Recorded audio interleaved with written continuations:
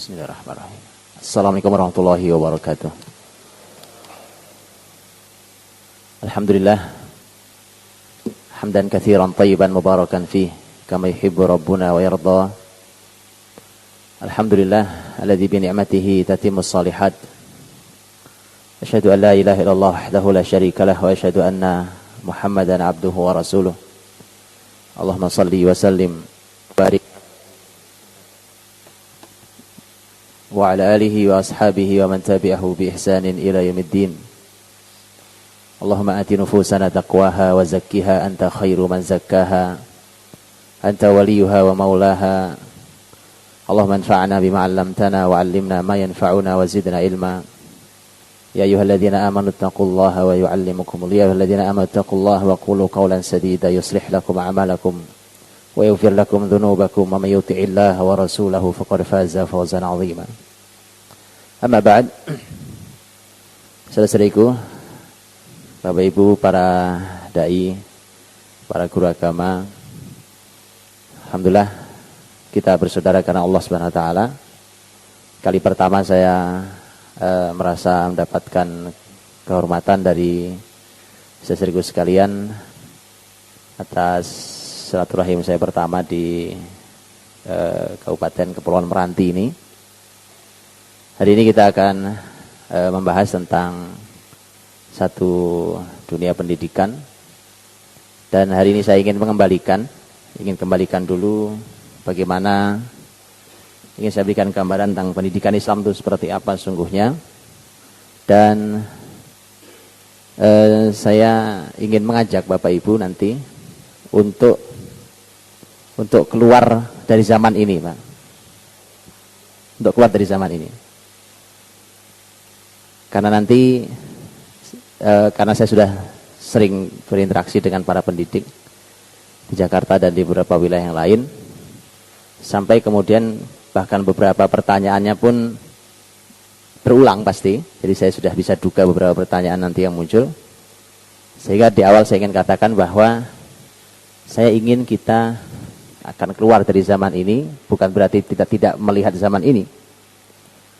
Tapi bahkan Ustadz kita dalam tausiahnya semalam, Dr. Mustafa, ketika beliau menyampaikan tentang tausiahnya, hari ini kita dipimpin oleh generasi yang tidak baik.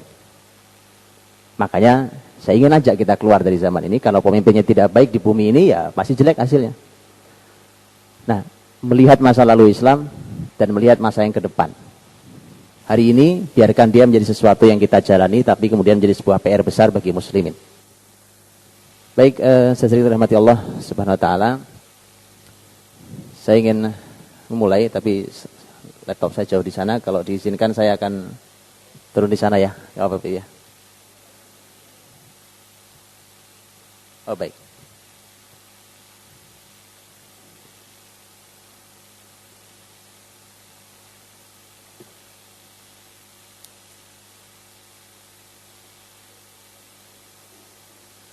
Masalah ya, baik. Karena saya kalau duduk terus ini, Pak.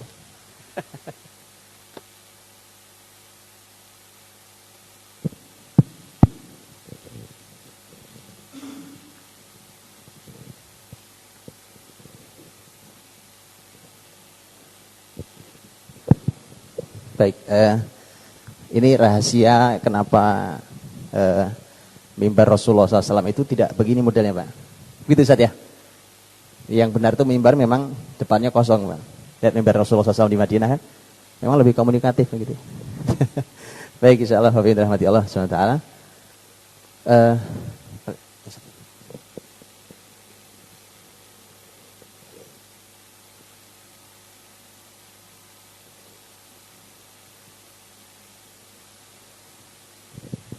Sekilas ya, ini sekilas dulu karena supaya kita bangun dulu, Pak. Karena nanti kalau saya sampaikan langsung gitu, umpamanya gini, hafal Quran 30 juz, biasa Pak. Kita ingin lihat dulu kalau seorang dokter ingin mengobati pasien, Pak, supaya pasien sadar bahwa dia perlu sembuh, itu kasih tahu sakitnya, Pak. Dengan cara bijak insya Allah gitu ya.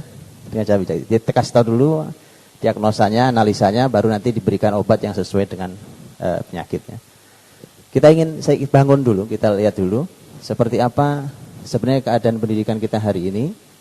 Kita ini sebenarnya siapa guru besarnya, Pak, di dunia pendidikan kita. Sekali lagi saya tidak menyebut itu mau sekolah negeri, mau sekolah agama, di bawah Kemendiknas, di bawah Kementerian Agama, di bawah, saya tidak sebut itu siapapun, bahkan yang dilabeli Islamic School atau International Islamic School, bukan itu. Pembahasan kita bukan label, tetapi kita bicara tentang sebuah konsep. Dimanapun konsep itu dijalankan, nanti kita akan lihat. Jadi siapa sebenarnya guru besar pendidikan kita hari ini, Pak? Kita lihat, Pak. Nanti konsep-konsepnya kita akan, kalau Bapak Ibu guru dan para pendidik nanti kita akan bisa koreksi gitu. Ini konsep ini Islami atau enggak sebenarnya? Jujur saja, kalau tidak Islami ya sudah. Kenapa tidak kita? Kenapa sih kita pegangin sesuatu yang tidak Islami gitu kan? Baik. Ini saya tidak bahas biografinya, biarkan dia begitu saja. Saya nggak bahas biografinya. Perlu diketahui ini, nama-nama mereka ini nanti dimunculkan di semua lembaga, di sebuah kampus-kampus pendidikan. Pokoknya kalau ada universitas yang fokus di jurusan pendidikan, nama-namanya akan dilewati semua, Pak. Dilewati semua. Setelah itu konsepnya akan diajarkan dengan semua turunan konsepnya. Saya kasih contoh, pokoknya ini sekilas saja, cepat saja. Ini Pavlov itu adalah orang yang di dunia psikologi banyak disebut-sebut dunia pendidikan. Izinkan di awal saya menyampaikan ini, saya sekedar menyampaikan. Ada satu kaset ceramahnya Syekh Muhammad Qutub. Syekh Muhammad Qutub itu ahli pendidikan Islam. Beliau menyampaikan satu kalimat yang mengejutkan. Saya mendengarkan juga mengejutkan, tapi itu beliau buktikan dan beliau banyak sekali karya pendidikannya. Beliau mengatakan, ilmu yang paling besar dimasuki oleh konsep Yahudi ada dua ilmu. Satu ilmu pendidikan, dua ilmu psikologi. Jadi ini dua ilmu yang banyak dimasuki oleh konsep Yahudi. Ini kalimat Syekh Muhammad Qutub rahimahullah. Nah, ternyata nanti kita akan lihat ya. Itu kalimat kan harus dibuktikan. Ini Pavlov ini punya konsep penelitiannya terhadap anjing, Bang. Ini konsep besar disebut sebagai konsep stimulus. Stimulus itu ya gitu. Jadi kalau dia penelitiannya pada anjing. Itu anjing, maaf nih, binatang najis ini ketika dia di kandang begitu dikasih lampu merah, lampu itu. Kalau lampunya nyala, anjing itu keluar gitu, dikasih makan gitu. Terus begitu, asal lampu nyala ada makanan, anjing keluar makan. Terus begitu, suatu saat lampu nyala, makanannya nggak ada. Dia tetap keluar dengan tetap air liur yang juga banyak dan siap makan. Kemudian muncullah konsep-konsep stimulus. Begitulah juga dalam mendidik anak-anak segala macam, didik generasi ini dengan konsep stimulus. Jadi distimulus, pokoknya didorong gitu ya, di-trigger dan segala macam istilah-istilah ini. Untuk supaya dia mau berjalan sendiri, didorong dengan cara itu. Saya cuma catatan begini, Pak. Ini catatan saja. Kenapa ya gitu? Kita ini mau itu diajak untuk mendidik generasi disamakan dengan anjing, Pak. Ini anak kita bukan anjing, Pak. Betul ya? Subhanallah, jauh nih generasi mulia sekali. Kenapa mereka meneliti pakai binatang dalam dunia pendidikan? Karena tidak ada acuan ya, Pak. Tidak ada acuan. Kalau tidak ada acuan, apa aja diteliti buat manusia gitu ya. Akhirnya kemudian bayangkan, itulah ketika Quran mengingatkan berkali-kali dalam sekian ayat tentang bahwa manusia tidak boleh sama dengan binatang dan segala macam. Ketika Allah mengingatkan tentang ulaika kal an'am bal hum adhal dan seterusnya, merupakan satu konsep bahwa manusia nggak boleh samakan dengan binatang, Pak. Dalam hal pendidikan ini, bahwa mereka punya hati, punya mata, punya telinga yang harus berbeda dengan binatang. Tapi ini menjadi sebuah kebiasaan. Akhirnya nanti kita tidak sadar nih bahwa ternyata konsep yang dibawa dari binatang dimasukkan ya, bagaimana binatang dimasukkan ke manusia konsepnya. Ini Jiji Rusu, ini ilmunya masih hidup sampai hari ini gitu ya. Disebut sebagai bapak perkembangan. Dia adalah seorang bapak perkembangan yang hari ini ilmu itu cukup penting. Jadi ilmu perkembangan. Ilmu perkembangan itu gini, Pak. Jadi disebut dengan usia perkembangan, ya kan? Usia perkembangan, jadi dari mulai usia berapa, naik usia berapa, kalau usia sekian begini perkembangannya, terus disebutnya sebagai jenjang atau usia perkembangan. Jadi guru besarnya nih, menjadi rujukan hari ini, semua ilmu yang diteliti setelah itu basisnya di sini awalnya, gitu kan? Bapak Ibu perlu tahu, itu saya tulis di situ tuh. Ini orang nih punya 5, berapa 5? Ya, punya 5 anak. Anaknya semua dibuang, Mbak Madia. Bayangkan, di umur 33 tahun menghamili tukang cuci. Bayangkan punya anak 5 dibuang, terus membuat teori tentang pendidikan anak. Diterima nggak itu, Pak? Diterima nggak? Diterima, buktinya di pendidikan kita diterima itu, Pak. Jadi rujukan utama itu ilmu. Bisa bayangkan kan? Diterima, Pak. Ada orang kampus pendidikan di sini nggak, Pak? Yang dosen umpamanya di dunia pendidikan? Ya, diterima, Pak. Konsepnya diterima. Bahkan yang menjadi sangat fenomenal umpamanya bukan karya ilmiah, ini novel sebenarnya. Semacam novel. Dia menulis buku judulnya Emil. Enggak ada tulisan sih. Dia nulis tentang itu. Nah, kemudian muncullah berikutnya konsep ini menginspirasi banyak pakar, ada Montessori, ada Piaget dan seterusnya, ya kan?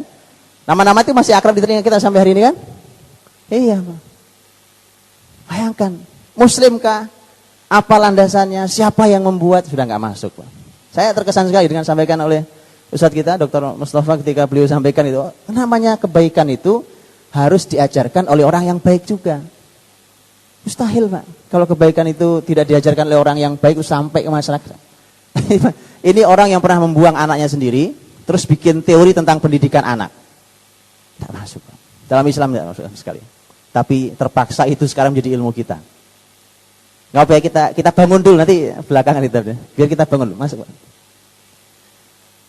SD, sekolah dasar, ini pendirinya, Pak, Pestalozzi. Ya, ketika lihat bawahnya, dia buat penelitian segala macam, kemudian di tempat ini ya mengembangkan idenya, integrasi dari kehidupan rumah, vokasional, pendidikan untuk membaca, menulis. Terus Pestalozzi itu orang yang tidak suka dengan hafalan. Baik, di mana ada SD, sekolah dasar, yang target hafalan Qur'annya 30 juz. Ini SD biasa, Pak, bukan pesantren. Saya nggak bicara pesantren, karena ini SD. Gak usah 30 juz, Pak, separuh, 15 juz. Gak usah 15 juz. Berapa Ustaz? 10 juz. Enggak, kebanyakan Pak, 5 juz. Gak usah 5 juz, Pak, kebanyakan. Nampaknya kebanyakan juga 5 juz nih. Kenapa? Pendiri awalnya tidak suka dengan hafalan. Ini bukan Muslim, Pak. Bukan Muslim. Tidak ada anjuran untuk menghafal Injil. Kalau Quran jelas. Quran itu nanti kita akan lihat detail angkanya, datanya segala macam dalam sejarah Islam. Dari situlah kemudian kita mulai segalanya. Yang selama ini cuma jadi jargon kita gitu, bahwa Quran, pedoman hidup itu jargon, Pak. Ya, jadi semboyan-semboyan yang belum dibuktikan. Kenapa? Pendiri awalnya nggak suka hafalan. Hari ini saya selalu ceritakan ini karena saya cukup terkejut, Pak. Suatu saat saya kumpul dengan satu sekolah besar pendidikan. Jadi ini pendidikan Islam, karena saya bicarakan Islam karena ditulis di situ Islam. Yayasan Pendidikan Islam. Dari TK, SD, SMP. Waktu saya datang sudah ada SMP Islamnya. Diskusilah saya khusus dengan guru dan yayasan sekolah itu, karena mereka ingin mendapatkan berbagai macam hal tentang pendidikan Islam. Ini jauh-jauh waktu itu saya ke Jawa Timur. Kemudian ada pertanyaan yang unik dari salah seorang gurunya. Begitu saya selesai menyampaikan, inilah konsep pendidikan Islam secara singkat. Kemudian ada yang menyampaikan, ada seorang guru perempuan angkat tangan nanya, Pak. Saya mau tanya, Ustaz. Saya bilang silakan, Bu. Begini, Pak. Bagaimana, Pak ya? Sebentar, Pak. Begini, Pak. Nggak keluar tuh pertanyaan, Pak. Nggak keluar. Saya bilang, Ibu silakan. Iya, gini, Pak. Gimana ya? Saya gimana bilangnya, Pak ya? Nggak keluar pertanyaan, Pak. Iya betul nih. Temannya di sampingnya perempuan, Pak boleh saya bantu? Silakan. Ibu tahu memang pertanyaannya. Iya tahu, tadi si diskusi sebelum bertanya ini. Oke silakan, Bu. Ini yang sampingnya alhamdulillah bisa membantu. Nampaknya berat di hati ibu itu. Berat sekali. Saya bisa rasakan itu. Nah, temannya bantu. Pak, menurut konsultan pendidikan kami di sini, menghafal itu tidak ramah otak. Menghafal itu tidak ramah otak, apalagi buat anak-anak usia awal, TK, SD kelas 1. Ada yang pernah dengar konsep ini kan? Betul ya? Ini sayangnya tidak pernah dianalisa, Pak. Nggak pernah kita cek dulu betul nggak secara Islam dari mana sumbernya konsep ini, segala macam tuh. Ini sumbernya nih orangnya. Ya kan? Memang pendiri awalnya nggak suka dengan hafalan. Nanti kita buka, Pak. Bagaimana menghafal itu merupakan konsep awal dalam pendidikan Islam. Menghafal itu sebelum menganalisa. Makanya perhatikan hari ini ketika generasi kita, Pak, nggak ada yang ilmunya, nggak ada di otaknya sini. Gitu, nggak ada di hatinya kalau ilmunya, kata kalimat Imam Syafi'i, gitu, nggak ada dalam hatinya ilmu itu. Ini ilmunya ada di laptop, di buku, di berbagai macam itu kan, di handphone segala macam. Gitu, begitu hilang handphonenya, hilang ilmunya juga, ya kan, dan seterusnya gitu. Sampai kemudian yang terjadi kemudian dia mencoba menganalisa ilmu, analisa. Apa yang mau Anda analisa?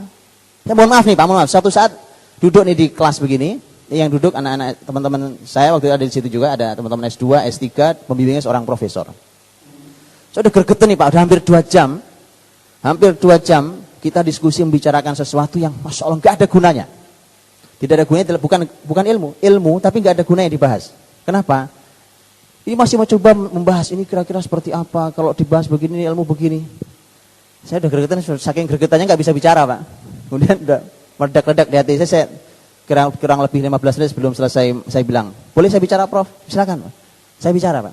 Saya bilang, maaf nih, hampir 2 jam kita duduk di sini, yang kita bahas hari ini, yang kita perdebatkan hampir 2 jam di sini, sudah selesai dibahas oleh para ulama dulu, baik pertanyaannya, jawabannya, bantahannya lagi, jawabannya lagi, idenya berikutnya, semua selesai. Saya tunjukkan literaturnya kalau Anda mau.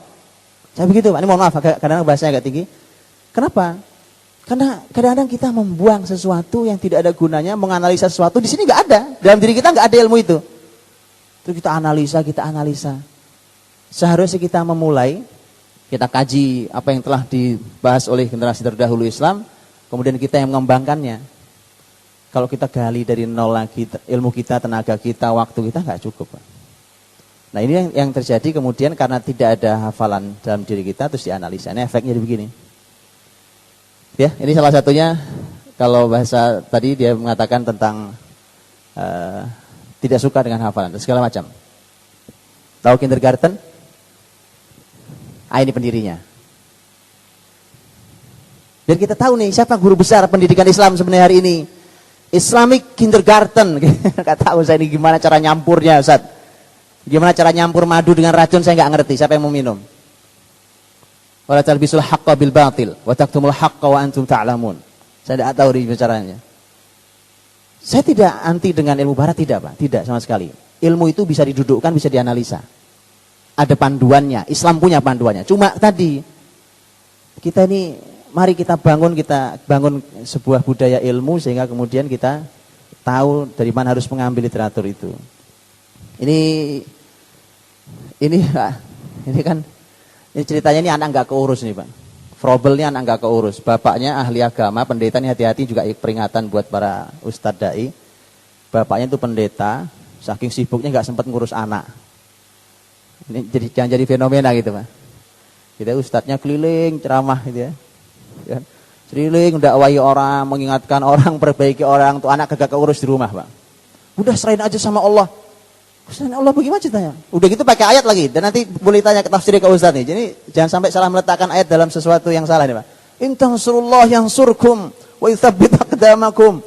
Kalau kalian tolong Allah, Allah tolong kalian. Kita kan lagi keluar nolong agama Allah nih biar anak kita nanti Allah yang ngurusi. Fenomena itu jangan sampai terjadi. Ini probably orang yang enggak diurus sama orang tuanya gitu ya. Enggak diurus ayahnya malah cenderung mengekang segala macam, akhirnya ada sebuah trauma Pak. Trauma besar bahwa dia hidup dalam kekangan, bapaknya ketatnya minta ampun segala macam gitu ya. Akhirnya dia mencoba membuat konsep pendidikan, nanti dia hidup bersama pamannya, dia membuat konsep pendidikan yang suasananya selalu begini. Lihat paling bawah tuh, disinilah salah satu yang mengawali konsep bermain sambil belajar dan belajar melalui bermain. Bagus gak? Lu kok ketawa? Ini mulai bingung kita kan. Memang harus bingung Pak di awal. Supaya kita tahu. Betul, supaya kita tahu. Ini konsep awalnya. Belajar sambil bermain, bermain sambil belajar, belajar melalui bermain. Bagus, Pak? Mulai emang begitu, Pak? Emang anak-anak nggak boleh main, Pak? Ini kesimpulan juga yang salah. Ada ilmunya, semua ada ilmu. Nanti insya Allah kalau ada waktunya kita akan bahas ini semuanya. Kita buka, Pak. Bagaimana Islam? Bagaimana Islam? Ya. Biarkan itu nanti jadi tanda tanya dulu ya, nanti kita jawab di belakang. Ini malah yang disebut sebagai bapak pendidikan modern. Jadi pendidikan sebelum ini dianggap kuno. Baik, perhatikan tahun lahirnya, Pak. 1500-an kalau dalam sejarah Islam sampai mana? Ada yang tahu? 1500-an. 1400-an sekian, apa 15-an lah kurang lebih. Kira-kira siapa yang sedang berkuasa di dunia, Pak? Turki Utsmani. Tepat, Ustaz. Baru saja Andalus runtuh 1492 Masehi, kalau Masehi. 1492 Andalus tutup terakhir kali kota Granada, terakhir itu kota terakhir dimiliki muslimin, tutup dengan disematkan salib besar di atas Istana Al-Hamra. Kita nyebut Istana Al-Hamra. Di tangan Ratu Isabella dan suaminya. Ya. Tapi terus turun, masih ada perlawanan naik turun, tetapi kemudian terus semakin jatuh dan hilang Andalus sampai hari ini. Yang sudah besar di arah Eropa Timur adalah Turki. Yang kita kenal dengan Ottoman atau Turki Utsmani. Ya. Zaman itu, Pak. Kapan terakhir Turki Utsmani selesai secara de facto, secara de jure terakhir? Hilang 1924. Ya. 1924. Bayangkan, Pak, 1924. Ini orang tuh lahir baru 1592. Disebut bapak pendidikan modern. Islam masih berkuasa lama itu, Pak. Itu dilempari, cekoi di otak kita, masukin dalam hati kita gitu. Subhanallah. Saat itu, Pak, Indonesia punya peran-peran besar di dalam Kesultanan Turki Utsmani. Silahkan dibaca, sebenarnya ini juga nggak masuk nih di kitab pelajaran sejarahnya. Gitu ya. Apa peran besar Indonesia ketika Islam berkuasa di zaman Ottoman umpamanya? Udah nggak ada yang masuk. Padahal itu luar biasa, Pak. Peran besar Nusantara Indonesia ini sangat luar biasa. Ini yang dianggap sebagai bapak pendidikan modern. Saya tunjuk lihat kurikulumnya sekarang, Pak. Saya mau tanya pendapatnya ya. Lihat kurikulumnya A, B, C itu ya. A, segala sesuatu perlu dipelajari berdasarkan metode ilmiah. A, B, jika tidak paham dengan ilmu berkaitan maka berpikir secara rasional. Jadi kalau metode ilmiah nggak bisa memecahkan, udah dibuat logika saja. Kira-kira logikanya begini, kurang lebih begini. Diteliti belum bisa.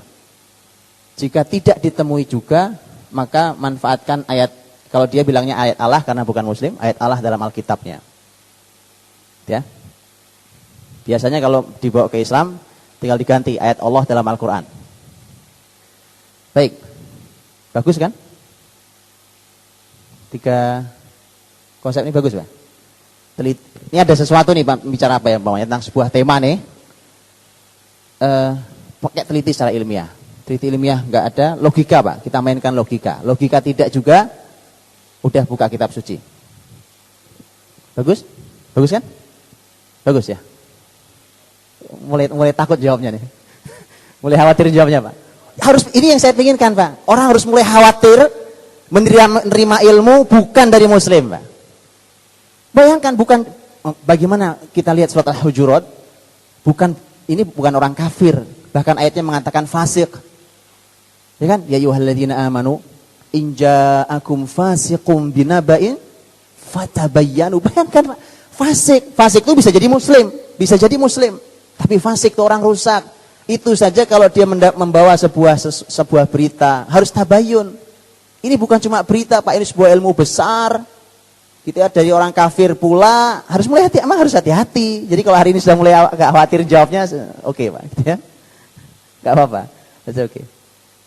Tapi saya boleh nanya nih, kira-kira gimana? Kan tidak semua ilmu orang kafir juga salah, Pak. Quran juga menyampaikan itu. Waktu Al-Quran mengisahkan tentang Nabiullah Sulaiman alaihissalam dalam surat An-Naml dengan Ratu Saba itu. Ya. Begitu Ratu Saba dapat surat dari Sulaiman, innahu min Sulaiman wa innahu bismillahirrahmanirrahim alla ta'alu alayya wa'tuni muslimin. Itu surat ini surat Sulaiman. Kan itu ratu ngumpulin ini Pak, mengumpulkan staf negaranya ya kan. Begitu dikumpulkan staf negaranya, kan minta pendapat. Ini kira-kira gimana nih? Saya disuruh nyerah ke Sulaiman, gitu kan? Maka dia minta pertimbangan. Akhirnya muncul kalimat, Innal muluka idza dakhalu qaryatan afsaduha wa ja'alu a'izzata ahliha adillah. Para raja itu biasanya kalau masuk sebuah negeri cuma merusak saja dan menjadikan masyarakat yang tadinya mulia jadi hina. Berhenti kalimat di situ. Allah tutup dengan ayat, dengan kalimat wa kadzalika yaf'alun, dan memang begitulah biasanya mereka berbuat. Jadi Allah mengiyakan kalimat Bilqis yang masih kafir. Jadi sebenarnya Pak, tidak semua ilmu orang kafir, salah tidak. Cuma tadi orang beriman punya ilmu. Dia harus tahu betul di mana posisinya, di mana posisi mereka. Tidak semua kita tolak. Quran mengiyakan kalimat Bilqis yang masih kafir. Cuma kembali ke sini Pak. Bagus tidak bagus? Ya? Betul Ustaz?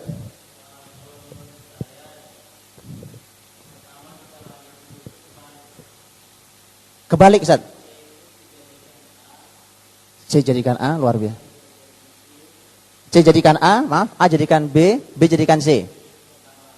Baik.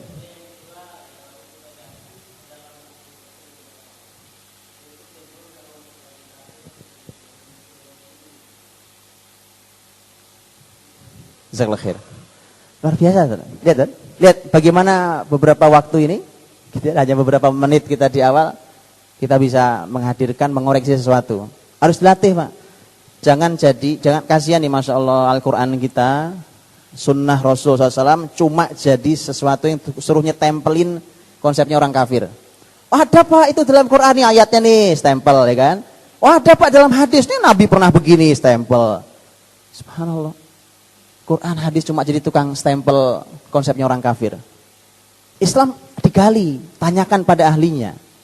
Tanyakan pada orang yang menguasai ilmu ini. Jangan cuma tukang stempel begitu. Ini ada ilmunya, ada cara memahaminya. Bukan cuma dibaca satu ayat, satu hadis, diterjemahkan semaunya. Tapi ada ilmunya. Gitu. Nah, luar biasa Ustaz. Jazakallahu khair. Ini seperti yang Ustaz sampaikan. Ini luar biasa. Bahwa bayangkan kalau Alkitab itu, ini kalau bahasa mereka ya. Sekarang kalau kita pindahkan ke Islam, bayangkan kalau Al-Quran itu diletakkan di bawah metode ilmiah dan logika. Metode ilmiah dan logika. Jadi akhirnya ini gejala kita hari ini Pak. Saya kasih contoh. Saya kasih contoh nih. Apa contohnya? Oh gini. Pak, Bu, gitu kan. Rasul itu pernah menyampaikan la yashrabanna ahadukum qa'ima, ini kan adab kecil gitu kelihatannya gitu. Jangan minum sambil berdiri lah. Ya janganlah minum sambil berdiri. Itu ini Pak, ada hadis lain tentang minum sambil berdiri. Benar, hadis sahih Nabi pernah minum zam-zam sambil berdiri. Makanya tadi saya bilang, serahkan pada ahlinya, para ahli sudah menganalisa itu terus keluarnya apa? Hukum itu. Baik. Kemudian begini Pak, saya kasih contoh. Menggabungkan dua hal itu, tapi tetap bahwa para ulama mengatakan bahwa minum sambil berdiri itu merupakan adab yang tidak baik, gitu kan? Nah, sekarang gini Pak, begitu kita mendengarkan hadis Nabi lewat di telinga kita itu, lewat aja dia. Berbeda ketika dibilang gini, Pak, ada penelitian. Menurut penelitian ternyata ginjal kita ini ada satu selaput Pak. Itu kalau kita duduk gini nih, gitu, otomatis dia nutup, gitu. Kalau kita berdiri, otomatis buka. Bayangkan ketika air yang kita minum itu tidak sehat, ada racunnya, ada zat apanya, apalagi begitu Pak. Begitu kita minum sambil duduk, gitu ya. Kita minum sambil duduk tuh, dia menutup tuh, sehingga dia tidak masuk ke dalam ginjal kita. Sehingga ginjal itu sehat. Selesai itu kita berdiri lagi. Oh gitu ya Pak ya, luar biasa itu. Besok kalau gitu, mulai besok saya minum sambil duduk Pak. Kenapa harus nunggu penelitian Pak gitu loh ya? Kenapa harus nunggu konsep ini datang kalau diteliti ilmiah baru saya percaya Allah dan Rasulnya? Kan salah fatal ini Pak. Gara-gara konsep ini. Gara-gara konsep ini. Itu banyak silakan. Banyak itu kan. Tak tahajud, Pak. Wa minal laili fatahajjad bihi nafilatan laka asa yab'atsaka rabbuka maqaman mahmuda. Ya ayyuhal muzammil qumil laila illa qalilan nisfahu aw inqus minhu qalilan, seterusnya. Ayat dibaca tentang qiyamul lail, Pak. Bacakan ayat hadis tentang qiyamul lail luar biasa. Lewat, Pak. Ada buku, Pak, ada penelitian, Pak, di dunia kedokteran. Ini penelitian yang bicara tentang masalah otak saraf kita ini. Wah, cerita tentang itu, Pak. Itu, Pak, kalau kita sujud, apalagi di waktu itu malam hari itu saraf itu bekerja begini, caranya begini. Saat itu saraf mulai bangkit hadir, Pak. Dia baru bangun. Terus dia tumbuh semakin besar. Saat itu sudah dimanfaatkan. Baru kita, besok, Pak, saya qiyamul lail, Pak. Sehat qiyamul lail ternyata, Pak. Kenapa ya? Kenapa terpola ini, Pak? Terpola oleh ini. Kalau belum ada penelitian belum mau terima kita. Ayat Allah, hadis belum kita terima. Teliti dulu, Pak. Baru saya percaya kemana iman. Kemana nih iman kita? Gitu kan? Lihat, Pak. Bagaimana konsep ini tidak ada yang salah, tapi salah urutan bermasalah. Makanya nanti salah satu konsep hebat dalam pendidikan Islam adalah jangan salah urutan. Ini salah satunya. Salah urutan fatal, Pak. Saya kasih contoh paling sederhana. Saya guru matematika umpamanya gitu ya. Masuk nih. Saya di anak kelas 1 SD. Assalamualaikum anak-anak. Waalaikumsalam, Pak. Hari ini kita akan belajar tentang pembagian akar kuadrat. Itu anak kelas 1 SD, Pak. Bapak ngomong apa ya, Pak? Kenapa? Salah urutan. Salah urutan, betul? Saya masuk ke fakultas matematika, Pak. Assalamualaikum. Oke, saya hari ini kita belajar. 1 tambah 1 berapa? 2. 1 tambah 3 berapa? 2. Oke. 4 kurangi 1 berapa? Bapak ini ngeledek kita, ini mahasiswa matematika, Pak. Lihat, Pak. Tapi subhanallah, Pak. Sayang pengajian kita di masjid umpamanya, Pak. Pengajian di masjid. Saya mau tanya, mana yang kurikulumnya pakai urutan? Ilmu apa dulu, baru ilmu apa, baru ilmu apa, baru ilmu apa. Mana yang harus dimulai, mana yang harus dibelakangkan, mana yang harus diakhirkan. Di usia berapa, usia berapa, usia berapa. Itu pengajian. Apalagi di sekolah, harus nggak pakai, Pak. Urusannya sekolah, urusannya pembelajaran agama. Ada, Pak, urutannya, nanti kita lihat. Betul nggak tuh urutan? Betul nggak tuh urutan, nanti kita lihat. Baik. Masih ada? Cukup. Ini penguat aja, Pak. Ini hadis Nabi tak ternyata. Ya Allah, ini hadis cocok banget dengan tema pendidikan kita termasuk hari ini. Ini hadis sering kita dengar. Begitu tadi kita bahas, baru kita lebih dalam lagi rasanya memahami hadis ini. Ya kan? Kata Nabi, la tattabi'unna sunana man kana qablakum. Nahwal qudzati bil qudzah. Kalian ikuti pasti itu jejak mereka itu, sejengkal demi sejengkal, sehasta demi sehasta. Hatta law dakhalu juhra dabbin la dakhaltumu. Bahkan kalau mereka masuk ke lubang biawak pun kalian ikut masuk ke dalamnya. Itu kan gak ada manfaatnya dan bisa membahayakan gitu, Pak. Tapi karena mereka yang modern di sini, Pak, ikut. Maju lagi, maju. Oke. Baik. Saya sahabat bertanya, al-Yahud wan Nasara ya Rasulullah. Apakah mereka Yahudi dan Nasrani? Kata Nabi, waman, siapa lagi? Ya mereka itu yang kalian ikuti. Kerasa, Pak, ya? Tadi gak ada yang muslim satupun. Tadi itu gak ada satupun yang muslim. Ya, kalaupun tidak Nasrani diduga Yahudi. Gitu. Kalau tidak Nasrani diduga Yahudi. Jadi tidak ada yang muslim. Terasa itu, Pak, sekarang kita. Tuhan? Baik, Pak. Sudah berapa menit ini, Pak? Ini buat supaya bangun, Pak. Supaya bangun dulu. Ya. Berpindah, Ustaz.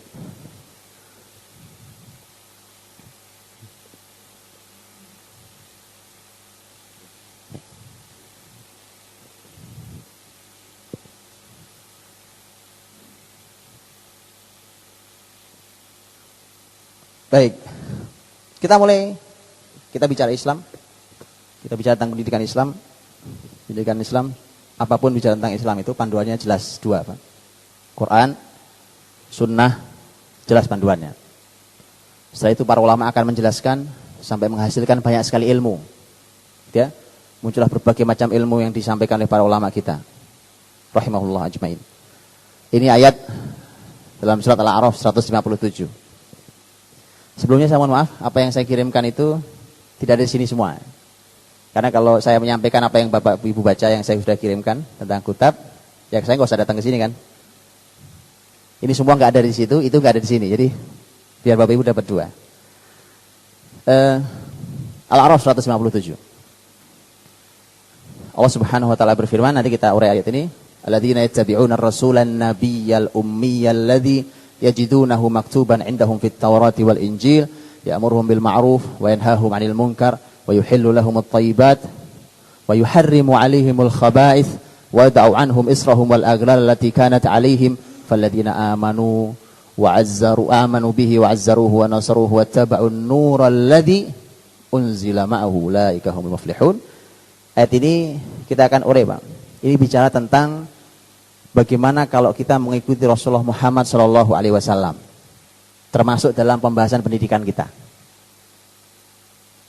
Kita lihat, ini muncul pertama, karena tadi orang-orang yang mengikuti Ar-Rasul An-Nabi Al-Ummi, Rasul Nabi yang ummi.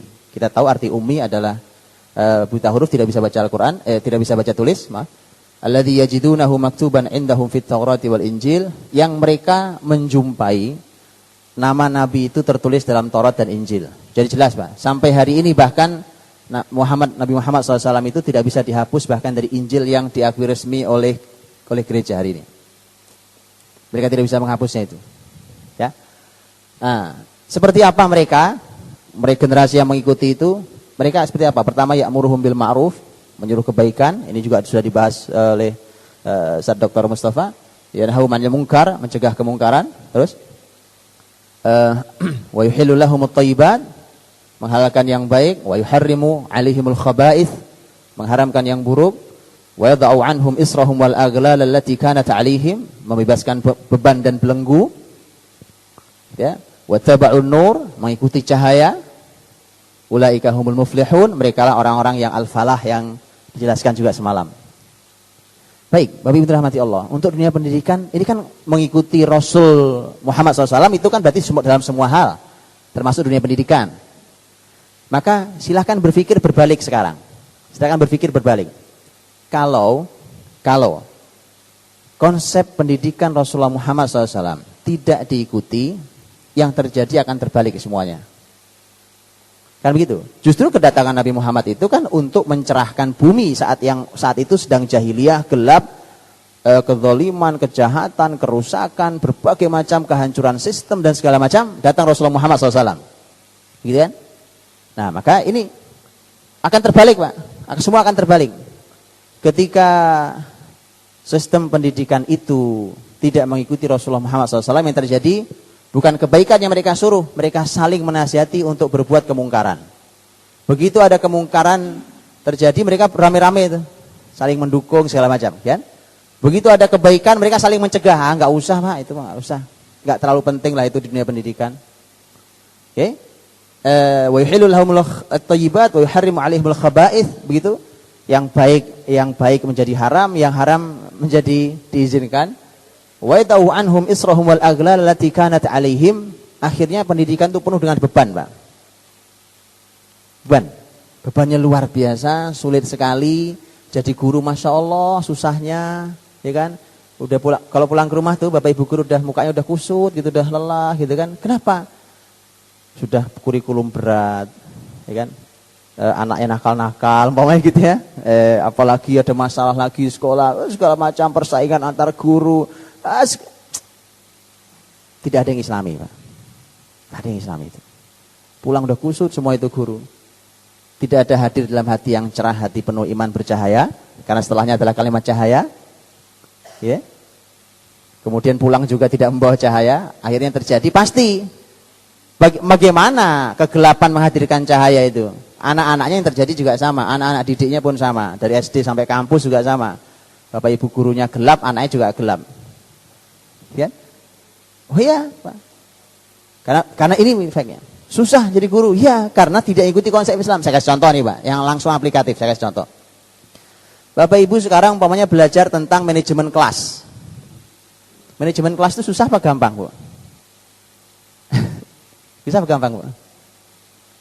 Duduknya harus begini, Pak. Meja, kursi ini, posisi begini. Anak-anak, guru harus tahu menganalisa umpamanya ini anak ini umpamanya cenderung audio. Ini cenderung visual, ini cenderung kinestetik, ini. Oke, Pak, ini harus dipisahkan masing-masing, ya kan? Sebelum supaya senang, kasih ice breaking dulu. Gitu. Ribet amat orang mau belajar, Pak. Mengapa? Asal konsep itu tidak dari Islam, yang ada kita mengembalikan beban dan belenggu di pundak kita, Pak. Justru hadirnya Rasulullah Muhammad SAW itu untuk melepaskan semua beban itu dalam semua konsep kehidupan. Bukan hanya pendidikan, ini pendidikan salah satunya. Terus nanti gimana Pak cara yang ngajar? Itu nanti di belakang kita bicara. Supaya kita tahu bahwa Islam begitu luar biasanya. Beban-beban semua. Itu semakin kita ini mengikuti konsep yang tidak dari Rasul, Pak. Belum lagi nanti gini. Konsep itu ganti pemimpin, ganti kebijakan. Ini negara ini, Pak. Khas negara ini. Saya nggak tahu kalau di Rio ya. Kalau selama merah putih saya kira masih sama. Iya, Pak. Kenapa saya bilang segini? Saya kasih contoh karena saya dulu di Saudi.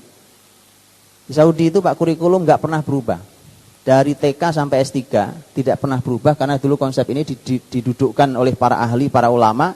Untuk mengubahnya harus duduk orang yang sama dengan kualitas kapabilitas yang sama. Siapapun rajanya, siapapun menterinya nggak boleh mengubah kurikulum pendidikan. Karena itu dulu telah dihasilkan oleh orang-orang yang telah diakui kapabilitasnya dan segala macam. Ini contoh, Pak. Kan enggak kan? Jangan kan ganti menteri, Pak. Ganti lurah beda kebijakan nanti kan. Pendidikan ikut-ikutan, Pak, akhirnya. Beberapa hal memang baik, Pak, tapi kan kasihan banget, Pak. Ganti lagi. Zaman saya SD, Pak, dulu ada istilah CBSA. Zaman saya SD. SD, Pak, ya SMP gitu. CBSA. Cara belajar siswa aktif. Wah, enggak cocok, ganti lagi, kan? Ganti lagi. Sekarang apa, Bu, istilahnya? KTSP. KTSP mau diganti lagi, Bu, itu udah siap-siap kan? Saya pusing lagi. Udah diganti? Ganti lagi. Nanti ganti lagi, Bu. Ganti lagi nanti, ya kan? Siap-siap. Terus, KTSP aja kemarin guru-guru pusing dan belum menguasai, kira-kira gitu kan? Ganti lagi konsepnya. Ya, ini pusing lagi, Pak. Sudahlah, Bu. Pokoknya kalau bukan dari Islam konsepnya menyulitkan dan menyusahkan. Kan bagus, Pak. Nah, Islam pasti lebih bagus, ya kan? Pasti lebih bagus, Pak. Kita tidak mendapatkan itu nanti. Ya. Kita akan muter gitu, Pak. Dari mulai Syawal, Pak. Bulan Syawal kemarin tuh. Saya mencatat beberapa statement Pak Menteri Pendidikan bagus sekali. Beberapa, tapi ini kontroversi di kalangan dunia pendidikan yang sudah tadi kemakan oleh guru-guru besar tadi itu. Statement pertama yang beliau keluarkan di Syawal itu gini. Apa iya anak-anak kita belajar kurikulum sebanyak ini? Sampai kalimat terakhir kemarin yang keluarkan bukan Pak Menteri tapi di stafnya setahu saya lupa di Kemendiknas kalau saya tidak salah.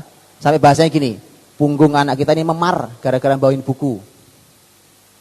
Sampai begitu bahasanya sudah sampai begitu, Pak. Apa iya SD berapa kurikulumnya, Bu? SD kelas 1, 2, 3 berapa jumlah ini ya? Jumlah pelajaran. Enggak salah, Bu. Ini SD mana nih, Bu? SD 12 ya, Bu? 12 pelajaran? Insyaallah 12 pelajaran, Bu. SD kelas 1 ya masih ingusan, kadang-kadang pipis di celana masih 12 pelajaran. 9 pelajaran. 9 pelajaran. Kelas 3 yang 12 ya, Bu? Kelas 3 mana 12 pelajaran. Bayang enggak tuh, Bu? Ada yang akhirnya konsep tambal sulam begini, Pak. Saya ini, Pak, ingin bagus agamanya. Terus gimana caranya? Ini Diknas, ini Depak. Berapa jumlah pelajaranmu kalau gitu, Nak? Enggak kehitung, Pak. Ya kan, coba bisa dibayangkan, Pak. Betapa Islam itu semua konsepnya adalah konsep yang mudah, tapi hasilnya dahsyat. Sekali lagi nanti kita akan lihat beberapa hal ya. Baik, lanjut. Ada juga statement yang kedua yang disampaikan Pak Mendiknas ini, karena ini bagus saya sampaikan sekali, ini bagus sekali. Ya, tapi ini akan menimbulkan kontroversi lagi, Pak. Beliau mengatakan begini, hukuman fisik itu sesuatu yang boleh. Ya, loh ini alhamdulillahnya Pak Menteri Pendidikan kita ini bukan orang politik, Pak. Mohon maaf saya tidak mencederai orang politik, tidak. Maafkan saya karena gini, tidak ada kepentingan karena beliau dulunya rektor segala macam. Jadi kan sejarah pendidikannya jelas orang akademisi. Ya. Jadi kemudian ketika bicara betul-betul dia orang yang terjun di dunia itu. Jadi dia tahu persis sampai peliknya masalah. Jadi sampai beliau bilang gitu, betul ada aturannya, betul tidak boleh sembarangan, ya betul bahwa ini harus menjadi pintu paling terakhir hukuman fisik itu. Tapi itu boleh dalam dunia pendidikan. Boleh, makanya para orang tua jangan dikit-dikit lapor Komnas, dikit-dikit lapor Komnas. Itu kalimat beliau, silakan dibuka di beritanya. Dikit-dikit lapor Komnas, dikit-dikit lapor. Ya kan? Nah, jadi itu nanti juga ada. Islam juga punya pembahasan. Kenapa saya bilang bagus? Karena memang Islam punya konsep itu. Ya. Oh, ini berbicara tentang bahwa ternyata lengkapnya Islam itu luar biasa, Pak. Kita sudah sampai dikasih gambaran besar tentang visi besar. Kalau ditanya gini, Pak. Oke, Pak. Sebenarnya ini kita nyekolahin anak sampai S3 umpamanya atau S1 lah paling enggak, atau SMA minimal umpamanya gitu ya. Emang targetnya apa sih? Target besarnya itu apa, Pak? Bapak Ibu kalau nguliahin anaknya, nak kamu kuliah di mana, di sini yang paling bagus apa gitu ya, universitas apa, ini bagus-bagus nak, kamu ambil jurusan ini bagus di universitas ini. Sebenarnya ada di otak kita nih apa nih Pak sebenarnya? Pekerjaan. Sepakat nih biasanya nih kalimat pekerjaan itu sepakat. Pekerjaan. Nah ini Pak, karena tujuannya kecil, maka pasti hasilnya lebih kecil. Itu pasti. Kerjaan kok kecil Pak? Kecil sekali. Urusan cuma nyari duit itu urusan kecil bagi muslimin. Betul Pak. Ini bukan masalah kaya atau miskin, bukan. Bukan kaya atau miskin ini. Masalah kaya miskin Allah yang memberikan rezeki. Allah yaqbidu wa yabsut. Allah yang menahan, Allah yang melebarkan, terserah Allah Subhanahu wa taala. Tetapi itu urusan yang sekecil sekali. Kecil sekali Pak. Dalam hidup ini. Kalau orang cuma pengen nyari duit pagi sampai sore gitu ya. Ya Allah Pak, berangkat pagi-pagi. Kalau Jakarta macetnya luar biasa Pak. Gitu ya. Kemacetan yang melelahkan itu. Kalau di sini alhamdulillah tidak ada kemacetan seperti Jakarta gitu. Kita sudah kasihan Pak, lihat keluarga Jakarta itu kasihan sekali. Silakan ditanya orang-orang yang tinggal di Jakarta, itu istri ketemu suaminya kapan, kan? Itu anak-anak ketemu sama bapaknya kapan, ya. Itu ibunya di rumah. Bagaimana kalau ibunya ikut keluar rumah? Kebayang gak tuh kapan tuh keluarga ketemu? Begitu ketemu udah loyo, udah lesu, sudah lelah dengan semua masalahnya, udah tinggal meremnya aja, diajak ngomong udah melongo, nggak nyambung gitu kan? Ya memang begitu. Memang keadaannya sangat rumit seperti itu. Nah, jadi kita bicara tentang memang harus dibangun dari visi awalnya besar gitu, harus jelas. Dan subhanallah, Allahu Akbar. Ketika Nabi menyampaikan itu semua lengkap untuk kita, lengkap sekali untuk kita. Jadi kalau ada yang bilang ini kan Islam itu global Pak, ini kan masa lalu. Wah, ini perlu belajar lebih banyak lagi kita Pak. Kalau sejarah disebut masa lalu, masalah. Apalagi kalau Nabi disebut masa lalu. Ya, ini kan zaman dulu Pak, waktu kendaraan masih kakinya 4, onta, kuda. Sekarang kan kendaraan roda 4. Wah ini zamannya sudah berbeda. Lihat kalimat zaman berbeda itu hati-hati Pak. Zaman sudah berbeda, hati-hati kalimat itu. Kalau Bapak Ibu belajar sejarah, Bapak Ibu akan menjumpai kalimat-kalimat para ulama itu. Tidak ada yang baru yang ada di bawah terik matahari ini. Mataharinya kan sama Pak ya? Sama ya? Zaman Rasulullah Muhammad kan juga itu mataharinya. Sebelum Rasul juga itu mataharinya. Tidak ada yang berbeda yang ada di bawah terik matahari ini. Apa maksudnya? Ini hukum sunatullah yang berulang. Kita nyebutnya sunatullah. Karena orang barat nyebutnya kadang-kadang hukum kausalitas, gitu ya, hukum sebab akibat. Karena kalau begini, kalau begini, kalau diulangi Pak jaya umat, kalau diulangi jatuh Pak umat. Itu kan sudah hukum kausalitas, Pak, gitu kan? Jadi zaman manapun sama. Tidak menutup bahwa di zaman-zaman tertentu ada sesuatu yang berbeda, tapi konsepnya sama Pak. Umpamanya begitu betul tadi. Zaman Nabi belum ada roda 4. Ya, tetapi fungsi roda 4 adalah kendaraan seperti kaki 4 tadi itu. Dengan fungsi yang sama maka akan kita bisa menganalisa hal yang sama. Nah, Bapak Ibu dirahmati Allah SWT, Rasul sudah menggambarkan tentang visi besar sekali. Ini hadis sahih riwayat Imam Ahmad rahimahullah. Imam Ahmad menyampaikan hadis ini dan ini langsung lisan Nabi yang menyampaikan ya. Harus kita ketahui bahwa ini langsung Rasul yang menyampaikan sallallahu alaihi wasallam. Kalau yang saya merahin itu ada tulisan khilafah ala minhajin nubuwah, yang kedua ada khilafah ala minhajin nubuwah, itu dua kalimat yang diulang oleh Rasul dalam satu hadis beliau. Ya. Nabi menyampaikan 5 urutan zaman. Khilafah alamin haji nubuwah, mulkan aldon, mulkan jabriyah. Sebelumnya Nabi menyampaikan nubuwah, khilafah alamin haji nubuwah, kemudian mulkan aldon, mulkan jabriyan, baru kembali khilafah alamin haji nubuwah. Para ulama hari ini mengatakan bahwa kita ada di fase 4. Para ulama menganalisa kita ada di fase 4, fase mulkan jabriyah, yang artinya bahwa negeri ini, bumi ini dipimpin dengan tangan besi, dipimpin dengan diktator sekali. Pemimpin yang berkuasa di muka bumi terserah mau ngapain mereka, gitu ya, itu terserah. Jadi kalau di Indonesia pemilu berjalan dengan baik itu dipuji, tapi kalau pemilu itu berjalan dengan baik di Palestina dikudeta. Begitu itu terserah yang punya, pokoknya terserah yang punya bumi sekarang, artinya yang mimpin bumi sekarang ini gitu kan. Yang oleh Ustaz Mustafa semalam disampaikan tidak baik gitu. Ya. Jadi di yang pertama itu khilafah alamin haji nubuwah, kita lihat. Ya. Nah, khilafah alamin haji nubuwah, yang ke bawah juga khilafah alamin haji nubuwah. Satu lagi hari. Oke. Lanjut. Nah, kalau yang atas itu sahabat, Pak. Karena setelah fase nubuwah, pas sahabat. Sahabat yang oleh Nabi disebut sebagai generasi kekhilafahan. Khilafah itu adalah kebesaran Islam dengan satu kepemimpinan. Dulu zaman sahabat, manapun negerinya, pemimpinnya ibu kotanya di Madinah dulu. Berganti-ganti, Abu Bakar wafat, ganti Umar wafat, ganti Utsman wafat, ganti Ali radhiyallahu anhu. Jadi ditutup dengan masa Hasan radhiyallahu anhu ajmain.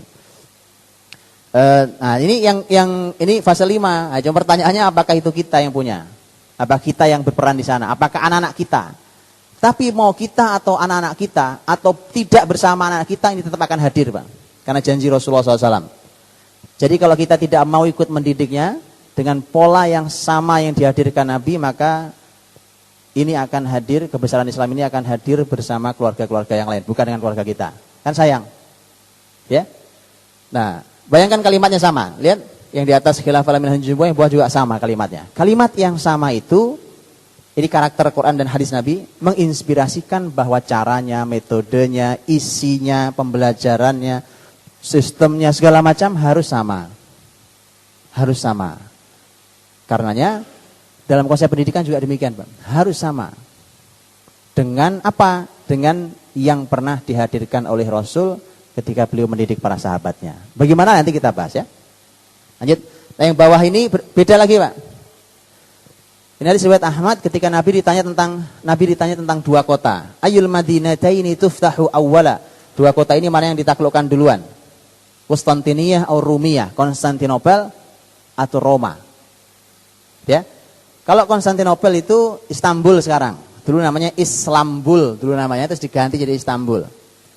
Dulu aslinya Konstantinopel, ibu kota dari Kristen Ortodoks Bizantium, ini adalah Romawi bagian timur. Konstantinopel itu berarti sudah selesai ditaklukkannya. Nabi menyampaikannya waktu Nabi masih hidup tentu, tapi itu baru bisa ditaklukkan oleh generasi hebat sekali di masa Muhammad Al-Fatih, Pak. Tahun 857 atau tahun 1453 Masehi. 857 Hijriah atau 1453 Masehi. Nah, itu Konstantinopel. Tetapi sampai hari ini Roma belum masuk Islam, Pak. Betul ya? Nah, itu. Apakah itu adalah kita? Begitu, Pak. Jadi sekarang jelas nih, Pak. Kalau yang di atas itu adalah bahwa bumi ini harus kembali ke tangan muslimin. Semua sistemnya. Yang pendidikan, yang politik, yang ekonomi, yang sosial, yang segala macam, seni, segala macam, semua harus kembali ke Islam. Berarti kebayangkan oleh kita, generasi kayak apa, Pak? Kalau kita ikuti buntut konsepnya tadi itu, konsep Pestalozzi, konsepnya Rousseau, yang ikuti buntut mereka masuk lubang biawak, kita ikut. Mereka masuk jurang, kita ikut masuk jurang. Itu kesalahan kita kalau gitu. Malah gini loh, Bapak Ibu, dirahmati Allah SWT. Makin hari mereka makin tidak puas dengan pendidikan mereka. Kemudian mereka terus melakukan penelitian. Sekali lagi bahwa kitab suci mereka penelitian. Kalau kita ikut-ikutan bahwa penelitian di atas Quran, memang kitab suci kita sudah ganti. Dari Quran ke penelitian. Buktinya Quran ditaruh di nomor 3 tadi, Ustaz ya. Itu kitab sucinya penelitian, metode ilmiah istilahnya, ya. Nah, itu ketika mereka tidak puas, lama-lama kok pendidikan begini hasilnya, mereka sendiri enggak puas. Maka mereka terus teliti. Nah, makin hari silakan diikuti perkembangannya. Penelitian tentang pendidikan itu makin hari makin mendekat ke Islam. Saya kasih contoh, Pak. Ada yang sudah dipublish tentang sebuah penelitian. Kalau anak-anak itu pertama sudah dewasa, Pak, sudah balik ya. Dewasa itu bahasanya nggak pas. Sudah balik. Dewasa itu bayangan kita umurnya 20, 17, 18 itu ya. Padahal balik itu dari umur berapa sekarang anak kita, Pak? Ya. Oke, anak sudah balik, Pak. Kalau sudah balik, dia sudah mulai suka ketertarikan dengan lawan jenis segala macam itu. Kalau sudah balik, mereka sudah harus sangat mengerti tentang konsep pemisahan laki dan perempuan, gitu kan? Itu jelas dalam Islam konsepnya, kita tahu. Maka di dunia pendidikan juga kelas laki perempuan mulai dipisah. Betul ya? Mulai dipisah.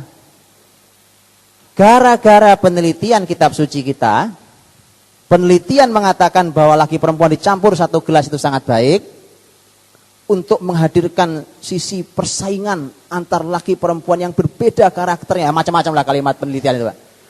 Ini hasil penelitian di sekian kampus, di Harvard University, di ini sekian, di Michigan University. Oh bagus, Pak, modern, ikut kita. Ikut nih, masuk, oke. Sekarang kita campur kelas kita nih, jadi campur lagi perempuan, enggak, Pak. Mereka neliti lagi, Pak. Ini penelitian terbaru. Sebenarnya bukan baru banget, bukan. Tapi penelitian masih belum lama. Hasilnya adalah ternyata banyak sekali efek buruk laki perempuan dicampur di kelas. Mereka mulai pisah lagi. Pisah deh laki perempuan. Loh, Pak, kita ini muslim, Pak. Muter-muter ngikuti buntut mereka gitu ya. Kalau kita bertahan di sini, mereka balik ke kita, Pak. Karena tidak ada sistem di muka bumi ini yang lebih indah dari Islam, kan nggak ada. Nggak ada lebih hebat dari Islam, nggak ada. Anda boleh muter-muter, nggak suka Islam, ujungnya kalau Anda cari Islam, Anda akan puas di sini. Itu. Mereka akhirnya misah kelas. Nah, kita belum misah kelas kan? Belum. Penelitiannya belum nyampe Indonesia, ya kan gitu. Jadi nunggu kitab suci datang dulu masalahnya, Pak. Itu masalah kita. Susah dikasih tahu ayat hadis itu susah gitu. Tapi kalau dikasih penelitian, ini Pak. Ini enggak boleh dibantah itu, enggak boleh dibantah. Baik. Nah, jadi Bapak Ibu, jadi jangan ikuti buntut mereka kalau mau hadir di sini. Jangan ikuti, nanti dalam konsep ini seperti apa gitu ya. Baik, coba kita lanjutkan. Ini penguat, Pak. Tadi saya bilang Islam itu konsepnya Quran, hadis, penjelasan ulama kita, ya kan? Saya cuplik satu-satu, ayatnya satu, hadisnya satu, penjelasan ulama satu. Ini kalimat Imam Malik rahimahullah, lan tasluh hadhil ummah illa bima saluha bihi awaluha. Umat ini tidak akan pernah bisa baik sebelum diperbaiki dengan cara generasi awal dulu diperbaiki. Itu kalimat orang hebat, Pak. Imam Malik rahimahullah. Kalau kita kenal Imam Syafi'i rahimahullah, itu salah satu muridnya Imam Malik. Bisa dibayangkan tuh guru kayak apa hebatnya. Ada guru melahirkan orang yang pinternya sama kayak gurunya, bahkan dalam beberapa wilayah lebih pintar dari gurunya, kan hebat, Pak. Hebat banget tuh majelis, ya kan? Ilmu kampus itu hebat banget itu pasti. Kalau sekarang murid nggak boleh lebih pintar dari gurunya. Nah, itu muskilah tuh, ya, masalah sekali. Guru nggak boleh tuh, muridnya bantah, kamu bantah aja lagi, kamu tahu apa sih? Nggak benar, Pak.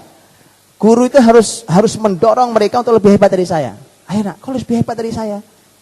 Aku tuh bisa begini, ini gurumu nih bisa begini gitu ya. Bisa begini, ini kan belajarnya baru. Bapak ibu guru juga baru ngerti. Belajarnya udah tua baru belajar. Kamu kan masih muda, masih kecil, masih usia remaja, dewasa. Umurmu masih luar biasa. Ayo dimulai gitu, harus lebih pintar. Ini kalimat orang hebat, Imam Malik rahimahullah. Imam Malik mengatakan tuh, umat ini tidak akan pernah baik, Pak, sebelum diperbaiki dengan cara generasi awal dulu diperbaiki. Silahkan cari konsepnya. Mengatasi narkoba. Ini masalah generasi kan? Silahkan cari, Pak, konsep lain. Tidak akan pernah bisa diperbaiki kecuali ketika mereka bertanya pada Allah dan Rasulnya gimana mengatasi itu di generasi muda kita. Ada, Pak? Ada. Quran bicara, hadis bicara, Pak. Kalau kita melihat itu, Pak, ayat ya ayyuhalladzina amanu innamal khamru wal maisiru wal ansabu wal azlamu rijsum min amali syaitan fajtanibu. Wahai orang beriman, sesungguhnya khamr itu kan memabukkan. Khamr, judi, perjudian, al-maisir, kemudian berhala, kemudian mengundi nasib, semuanya kotor, najis semuanya, kotor dalam arti kotor secara perbuatan, kotor jauhilah. Ya.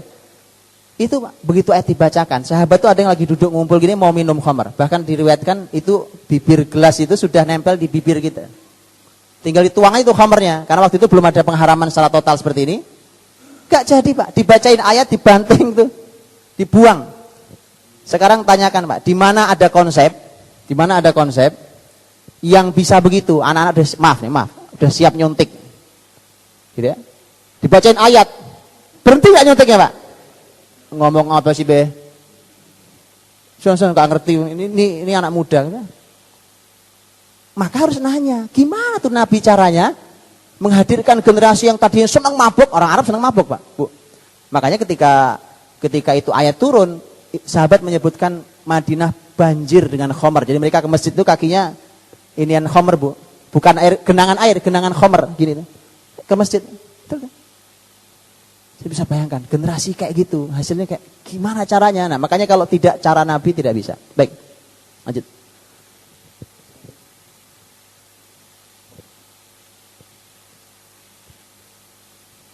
Baik. Kita lihat dulu ini biar kita berpikirnya runtut. 15 sampai 20 tahun ya. Jadi kita mikir dari jauh dulu. Dan ini ukuran dalam Islam. Saya ambil ancang-ancangnya jauh 15, sebenarnya saya ingin membicarakannya 18, tapi karena di data ini ada 15 tahun. 15 sampai 20 tahun. Dan mari kita pikirnya jauh dulu ke depan gitu Pak. 20 tahun. Gitu ya, usia 20, 19, 18, 17 gitu ya. Saya tunjukkan, pokoknya gini. Sekali lagi kalau ini semua sejarah yang tadi saya katakan, mari kita keluar dari zaman ini, Pak. Bahwa tidak ada yang tidak bisa diulang. Apalagi kalau itu adalah konsep Quran dan Sunnah. Ya. Sejarah ini sesuatu yang akan terus berulang. Kalau ahli sejarah mengatakan at-tarikh yu'idu nafsahu. Sejarah itu mengulangi dirinya sendiri. Ini kalimat para ahli sejarah. Baik. 14 tahun. Dari sana Pak, 14 tahun Muhammad Al-Fatih jadi wali kota. Di sini berapa usia Pak Bupati, Pak? Bisa bayangkan, Pak. 14 tahun sekarang ini, Bapak Ibu bayangkan 14 tahun anak Bapak Ibu di mana sekarang? Apa kegiatannya sehari-hari? Coba bayangkan dulu. 14 tahun. Anak nomor berapa, Bu? Anak nomor berapa nih, Pak? SMP kelas 3, kelas 2 ya. Oke, apa yang dikerjakan, Pak, Bu? Sekolah, ya kan? Sekolah, kursus, ya kan? Main sama temannya, terus apa lagi? Saya nyebutin baik-baik aja. Lanjutin, Pak. Apa yang dikerjakan? Gak usah susah gini, Pak. Pokoknya gini, di rumah tuh kita karena udah dewasa, kita kasih udah 14 tahun, kita bilang, "Ini Nak, ini kamarmu ya, diurus ya." Saya mau tanya. Itu rata-rata tuh anak segitu dikasih kamar. Kamarnya rapi, wangi, ya, atau bagaimana ceritanya? Lu kok ketawa? Ibu-ibu lebih tahu nih, Pak, enggak apa-apa. Kenapa, Bu? Bayangkan, bagaimana mau diserai sebuah kota, ngurus kamar saja berantakan. Betul enggak?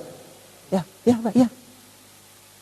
Terus bagaimana Pak cara mendidiknya? Nah itu pertanyaan-pertanyaan lagi. Nanti soal dijawab ya, sabar dulu. Ini biar berpikir runtut ya. Jadi begitu. Ini betul-betul oleh ayahnya itu Sultan Murad II itu ayahnya Muhammad Al-Fatih, Pak. Itu dididik oleh bapaknya, betul-betul dididik kan. Dan konsepnya bisa digali, Pak. Ya, dalam konsep pendidikan Muhammad Al-Fatih. Maka di pendidikan saya kasih namanya Al-Fatih, Pak. Kutab Al-Fatih. Jadi ketika dia dididik oleh ayahnya dari awal, 14 tahun diuji coba, diserai satu kota menjadi diuji coba ini, Pak. Tidak akan diserai kota itu kecuali memang dia dianggap telah layak. Di situ saatnya dia belajar, Pak. Bapak Ibu membaca atau tidak informasi beberapa waktu yang lalu, belum lama ini, terutama di Ramadan kemarin, anak perempuan usianya 15 tahun dari Palestina, gitu ya, memimpin kota. Ya, baca Bu ya. Baca ya, Basyair, namanya Basyair Uthman. Itu di kota Alar. Kota Alar itu kota kecil, kurang lebih kalau saya nggak salah baca penghuninya cuma 7 ribuan orang, tidak banyak. Tapi itu satu kota sendiri, gitu ya. Terus anak perempuan ini diserahi kota itu selama 2 bulan, suruh mimpin kota itu 2 bulan.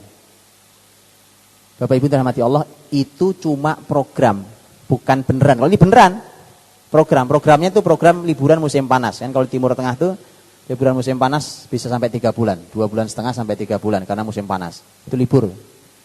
Karena libur maka mereka membuat program-program bagus buat anak-anak mereka. Di antara programnya adalah minta kota itu diserahkan ke mereka. Cakep kan? Di sini di Meranti boleh juga Pak, atau di Riau nih kabupaten boleh juga. Jangan kabupaten dulu Pak, jangan kabupaten kota dulu, kelurahan ya kan, kepala desa. Tapi didik dulu anak-anaknya. Saya mau buat program itu, insya Allah nanti kalau sudah ini saya ini kan sampaikan ke sini nanti insya Allah ya. Kita punya program tentang keluarga, parenting nabawiyah segala macam. Nah itu nanti kita buatkan program itu. Memang prosesnya sedang berjalan. Jadi ketika mereka sudah terdidik kan dicoba Pak. Terbayang nggak sih anak-anak 15 tahun, 14 tahun gitu ya sudah memimpin sebuah negeri, dia tahu menimbang sesuatu, dia memutuskan, dia diberikan hak tanda tangan. Itu Basyair Utsman itu anak perempuan itu dia diserahi apa saja. Yang jelas pokoknya kota ini diserahin ke kamu, begitu ya. Yang tidak boleh dia memutuskan hanya masalah keuangan. Karena kalau keuangan dia harus kerjasama dengan dewan, jadi dengan banyak pihak, sehingga dia tidak boleh memutuskan.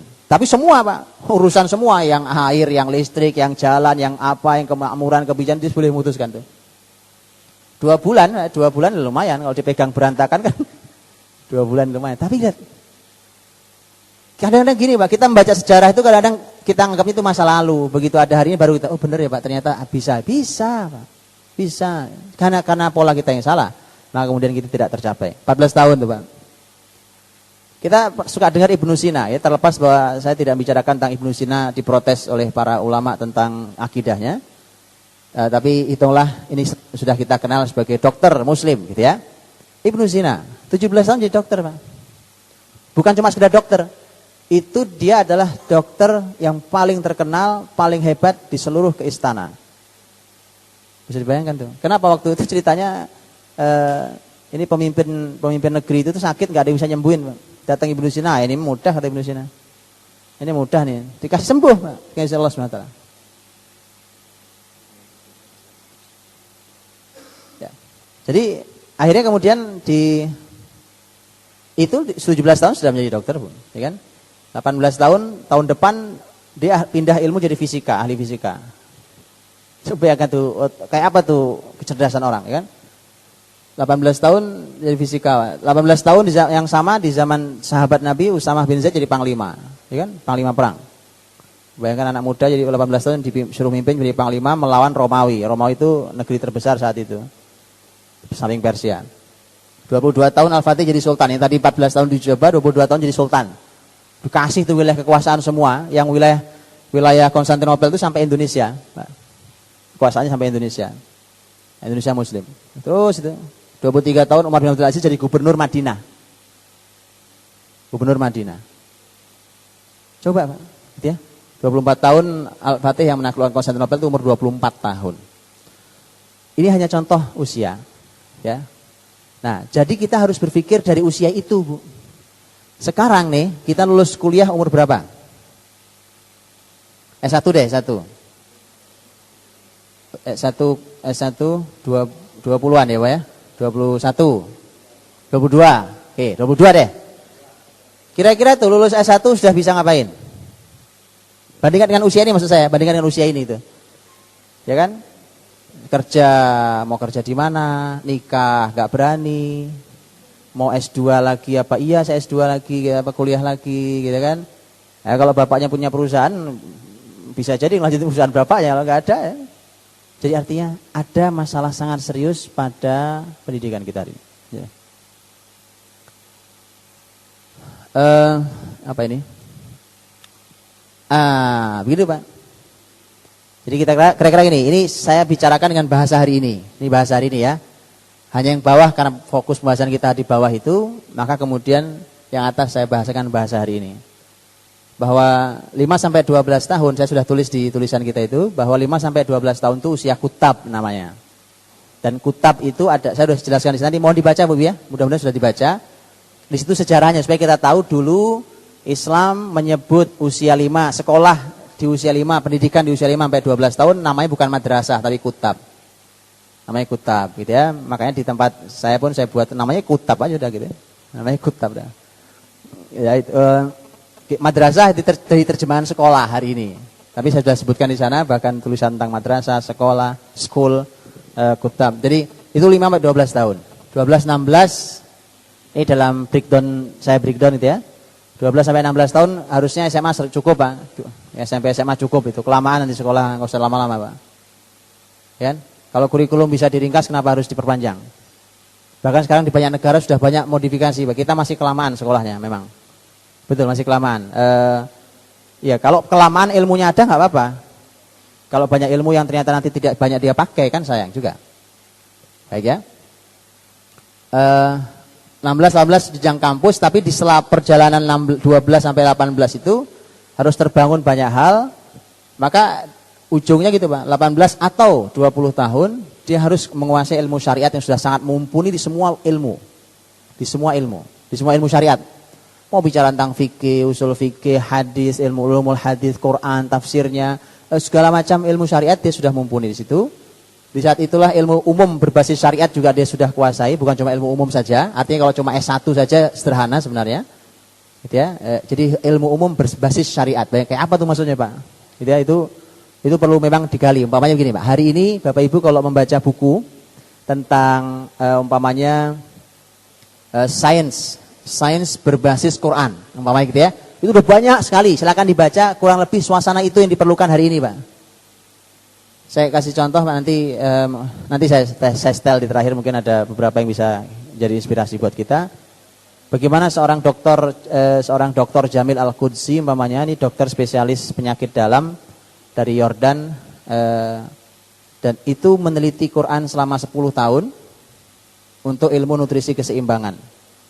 Hasil penelitian itu ditulis dalam 15.000 halaman, dan ini diakui ilmunya oleh dari mulai Amerika sampai Robito Alam Islami, itu mengakui ilmu beliau. Ya, bahkan itu diminta untuk disampaikan pada muslimin. Dan itu hal-hal ini ketika beliau gundah, saya sebagai dokter spesialis kok nggak bisa ngobati orang. Maksudnya kalau ada orang asma gitu Pak, disuntik sembuh. Tapi itu menyembuhkan atau cuma menghilangkan sesaat? Menghilangkan sesaat. Nggak usah susah Pak, asam urat. Ya, asam urat penyakit kayaknya gampang betul. Tapi itu di kedokteran nggak ada obatnya. Ini contoh ilmu. Itu perlu digali Pak, dan beliau menggali. Ini salah satu yang sudah digali. Kan masih banyak tugas yang lain para dokter lain. Begitu juga umpamanya Bapak Ibu bicara tentang apa nih? Ada yang ahli bangunan Pak. Umpamanya ahli bangunan. Salah satu kalimat Rasul, salah satu tanda akhir zaman adalah kathratuz zalazil, banyak gempa. Jadi harus dibangun rumah tahan gempa, kan gitu. Harus dipikirin gimana caranya Pak ya. Karena Kobe berantakan juga itu Jepang waktu gempa. Padahal mereka ahli dalam masalah bangunan anti gempa segala macam. Jadi gimana caranya? Pelajari Pak. Quran digali akan ketemu. Ini teman-teman kita di Jakarta, tim kita sedang banyak meneliti ya, dari ITB segala macam lagi meneliti, diantaranya surat An-Nahl. Ya, An-Nahl tentang rumah lebah Pak. Karena rumah lebah itu setelah diteliti ternyata sangat kuat dan dia tidak mudah robek gitu ya, sangat kuat sekali. Pantas kalau Quran menyebut pembuatan rumah lebah itu seperti wahyu. Wa id auha rabbuka ilan nahli anittakhidhi minal jibali buyuta. Dan seterusnya. Allah menggunakan kata auha. Auha itu artinya diwahyukan. Diwahyukan. Kata wahyu artinya macam-macam Pak ya. Tapi ini akar katanya sama dengan kata wahyu. Begitu kuatnya. Padahal bicara tentang pembuatan rumah lebah oleh si lebah itu. Makanya lagi diinspirasikan. Sedang dibuat, rumahnya sedang dibuat, lagi diuji coba terus. Dan seterusnya Pak. Yang begitu itu yang ditunggu dunia. Udah bingung bumi ini Bu. Itu lagi ditunggu dunia konsepnya. Nah, itu masih disebut dengan ilmu umum berbasis syariat. Ya. Kemandirian dan kematangan itu begitu. Itu orang tua kan suka khawatir, Pak, kalau anak saya belajar Quran terus ntar punya duit nggak ya Pak? Gitu ya. Ya gitu Pak. Itu makanya di situ kemandirian dan kematangan. Matang secara psikologis, matang secara kejiwaan dia matang seterusnya. Ya. Sedikit lagi. Lanjut, ini lanjut ya. Kenapa kutab? Karena silakan dibaca di situ ya. Ini semua tulisan yang tadi itu menjawab satu slide itu, Pak. Jadi mengapa kutab itu menjawab satu slide itu. Saya ingin sampaikan ini, Pak, hadis Nabi SAW. Ini kunci besarnya. Saya kasih kunci besarnya dulu gitu, Pak. Kunci besarnya. Sebelum nanti kita bicara teknis, detail segala macam. Waktu kita nggak ada saya. Rahasia keberhasilan Rasul mendidik sahabat. Ini hadis Ibnu Majah, diriwayatkan oleh Imam Ibnu Majah dalam sunannya, Imam At-Tabrani dalam Al-Jam Kabir dan disahihkan oleh Al-Albani rahimahumullah tajma'in. Ini hadis dari Jundub bin Abdillah Al-Bajali radhiyallahu anhu. Jundub bin Abdillah Al-Bajali mengatakan kalimat ini, dan ternyata yang mengatakan ini bukan cuma Jundub, Pak. Abdullah bin Umar juga mengatakan kalimat ini. Jadi sahabat-sahabat Nabi mengatakan kalimat ini menunjukkan bahwa ini kunci utama pendidikan dalam Islam di awal sekali, dan nanti berikutnya tinggal mengembangkan. Kata Jundub, kunna ma'a nabiyina sallallahu alaihi wasallam fityanan hazawirah. Kita waktu bersama Nabi masih usia muda. Hazawirah itu menurut para ahli bahasa, hazawir itu usia sebelum balik atau menjelang balik. Berarti kan masih berapa umur kita sekarang menjelang balik? Balik berapa sih, Bu, sekarang anak-anak kita? Kalau di sini berapa di Riau? Kan beda-beda nih, antara kota besar, kota kecil beda-beda. Ya kan? Ya. Balik kok 18 atau 12? Balik berapa, Bu? Pak? 12, 13. 12. Ada yang 15. Ya kan? Nah, sebelum usia itu lihat nih. Fata'allamnal iman qabla an nata'allamal Qur'an. Kami diajari iman sebelum diajari Quran. Fata'allamnal Qur'an fanazdadu bihi imana. Kemudian kami begitu belajar Quran, setelah iman kita belajar Quran, begitu kita belajar Quran bertambah iman kita. Mengapa? Ada orang yang ahli Quran, belajar Quran bukan tambah beriman. Betul ya, Pak? Itu orang-orang yang pemikirannya rusak, ya. Orang-orang yang pemikirannya sesat. Itu kalau ditanya kadang-kadang itu, itu hafalan Qurannya luar biasa. Luar biasa. Bahkan ada yang hafal Quran 30 juz. Itu belajar Quran tidak menambah iman. Makanya diajari, ditanam di awal adalah iman. Nanti iman itu apa segala macam, nanti ada kurikulumnya, Pak. Ada yang harus dan itu subhanallah, para ulama kita sudah meninggalkan itu semua dalam karya mereka. Hari ini kita tinggal menuangkan. Nah, terus beliau mengkritik, Pak. Fa innakumul yaum ta'allamunal Qur'an qabla al-iman. Masalahnya kalian hari ini, kalian belajar Quran sebelum iman. Ini kan sahabat. Kalau sahabat ngeritik, berarti dia ngeritik generasi berikutnya, yaitu tabi'in. Sahabat Jundub, dia ngeritik generasi berikutnya, generasi tabi'in. Kata Jundub, kalian ini salahnya belajar Quran sebelum iman. Loh, urutan aja, Pak, kayak tadi saya bilang di depan tadi ya. Urutan itu kalau salah jadi salah. Ya tadi kan, yang saya bicara matematika tadi, Pak. Ilmu matematika tadi itu, kalau diingat. Makanya, para ulama sepakat bahwa kualitas sahabat dengan kualitas tabi'in itu turun, Pak. Bukan, dia turun secara kualitas. Dari sahabat turun. Dan itu dari kalimat sahabat sangat banyak yang menunjukkan bahwa hadir generasi berikutnya adalah generasi yang turun kualitasnya. Tapi, kalau kita baca biografi tabi'in, itu generasi di negeri antah berantah sana adanya, Pak. Enggak nyampe kita, enggak jangkau kita, Pak. Itu generasi luar biasa. Iya, tapi kalau yang lihat sahabat itu sudah turun. Bisa bayangkan kan? Apa salah mereka? Kebalik belajarnya. Imannya belum cukup, di ilmu Qur'annya udah banyak. Kalau sahabat diajari iman oleh Nabi, tanam iman baru belajar Qur'an. Masalah kita hari ini adalah la iman wala Qur'an. Gitu, Pak. La iman wala Qur'an. Dipantas kan? Bukan masalah kebalik. Ini bukan masalah kebalik, Pak. Enggak ada. Apa yang mau dibolak-balik enggak ada. Apa yang dimaksud iman dengan Quran, Pak? Gitu, Pak. Sini lagi, Ustaz ya. Lanjut.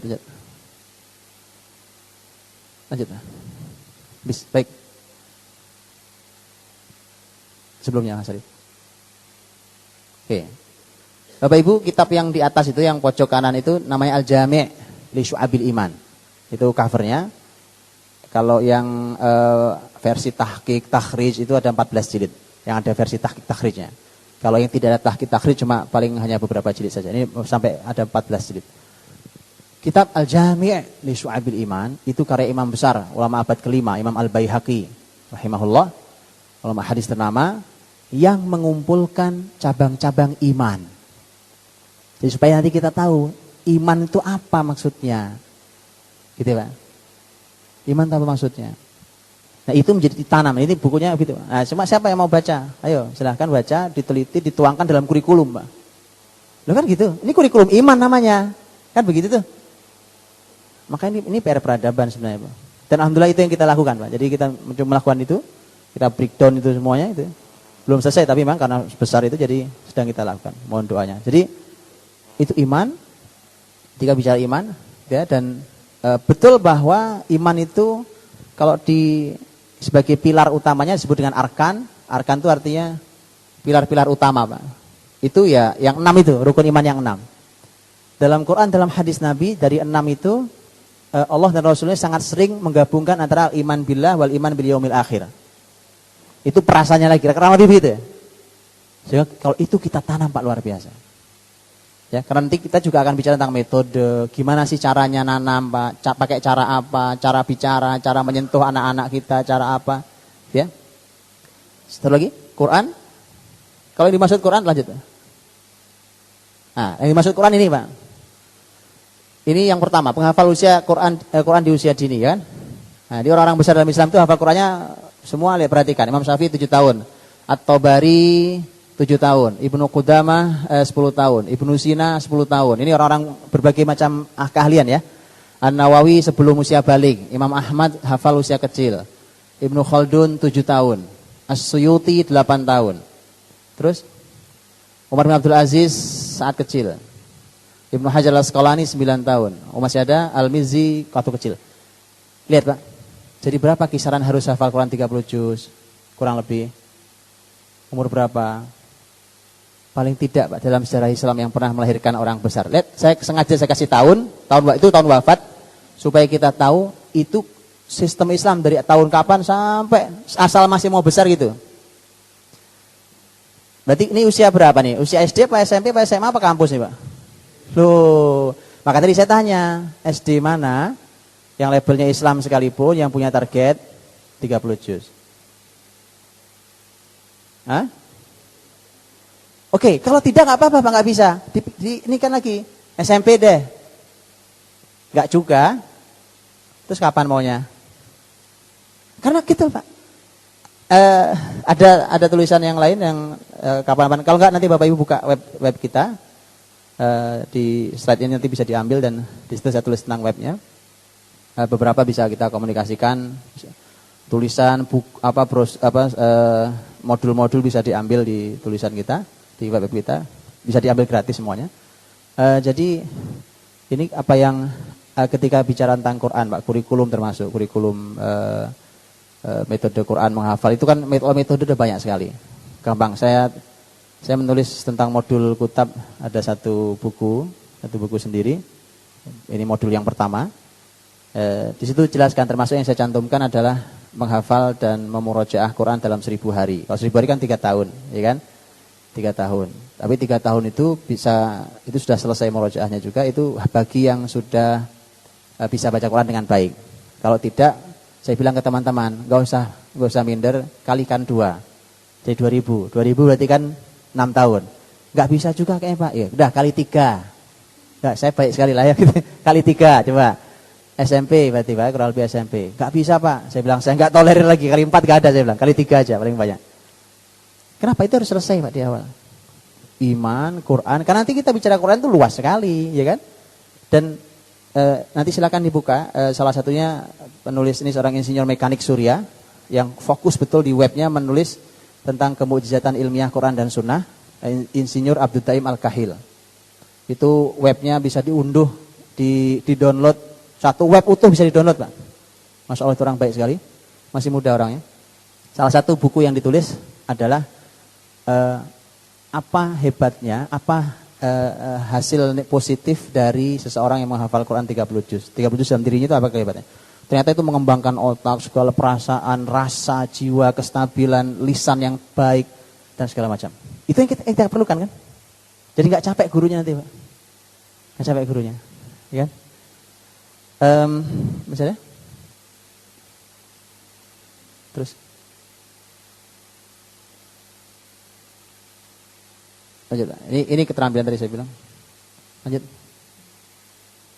Nah, itu Pak. Ini yang sebagian sudah kita bahas. Saya cuma ingin ada kutab dan keteladanan guru dan kutab keterlibatan semua pihak. Tinggal satu lagi saya ingin katakan bahwa yang namanya kurikulum, Pak, itu adalah guru sebenarnya. Guru itulah kurikulum. Guru itu kurikulum. Bayangkan tadi kalau guru itu tidak bisa diteladani, tidak bisa dikagumi, susah belajar. Dari pelajaran. Guru itu harus bisa diteladani, bisa dikagumi. Ini dua hal dipegang tuh. Bisa diteladani, bisa dikagumi. Ya. Kalau ini sudah terjadi, Pak, nggak ada tuh belajar beban berat, nggak ada. Insyaallah anak-anak kita itu kita akan heran, anak ini punya kecepatan ilmu luar biasa karena tadi gurunya menyenangkan, mengagumkan, membanggakan. Nah, kalimat menyenangkan itu bukan lompat-lompatan dong tadi, Bu. Lompat-lompatan gurunya kuda-kudaan sama muridnya, Pak. Bukan itu maksudnya. Bukan itu maksudnya. Dunia bermain bagi anak-anak iya. Ya, nanti kita perdalam di pertanyaan jawab insyaallah. Satu lagi terakhir adalah ini penting, Pak. Kalau pendidikan tanpa orang tua keterlibatannya susah sekolahan, Pak. Susah, saya sengaja buatkan slide khusus ini karena yang saya maksud orang tua, ada dalam kurung, ibu dan ayah. Karena biasanya kalau dikasih undangan, ini di Jakarta, di Riau saya nggak yakin itu. Kalau di Jakarta itu kalau dikasih undangan, bagi orang tua datang tanggal sekian di sekolah dan segala macam, yang datang ibunya saja, itu Jakarta, ya kan? Di Riau insya Allah sih saya nggak tahu. Saya nggak tahu kalau di Riau gimana. Yang datang ibunya saja, Pak. Saya bilang nih anak lahir dari batu ya. Kok ada disebut orang tua yang datang? Ibunya saja, bapakmu kemana? Bapaknya nyari duit. Orang hari Minggu kok nyari duit? Rajin bener nyari duit. Jadi gitu, Pak. Ini perlu didorong. Bicara tentang parenting ya, nanti bisa dibuka, dibaca di web kita parentingnabawi.com. Imam Ibnu Qayyim terakhir. Imam Ibnu Qayyim mengatakan begini, sampean, Pak. Ini dalam kitab beliau Tuhfatul Maudud bi Ahkamil Maulud. Kalau Anda amati kerusakan generasi ini, penyebab utamanya adalah ayah. Kalimat Imam Ibnu Qayyim rahimahullah. Bapaknya nggak pernah tahu pendidikan anaknya kayak apa coba, ya? Makanya, wallahualam bishawab, mohon maaf salah kurangnya, mohon maaf kalau ngambil waktu yang lebih banyak. Assalamualaikum warahmatullahi wabarakatuh.